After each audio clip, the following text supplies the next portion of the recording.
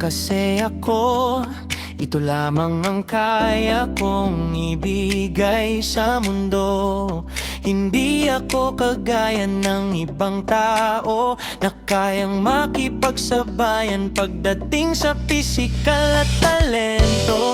Hindi ako matalino, walang espesyal sa aking pagkatao. Minsan ay napapaisip din ako kung may lugar ba ko dito.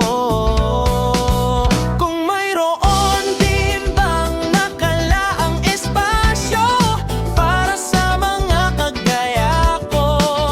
Ganito lamang ako, pangkaraniwan, madalas ay hindi pasok sa mataas na pamantayan ng mundo.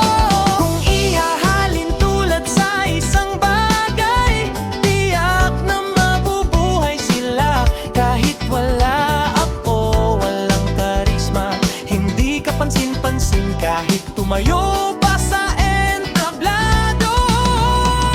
Hindi kailanman magiging bidang karakter sa libro, pero kahit ganito lamang ako, hindi ko pipiling magbago. Wala akong dapat patunayan sa ibang tao. Tanggap ko ang sarili ko at mananatili akong totoo.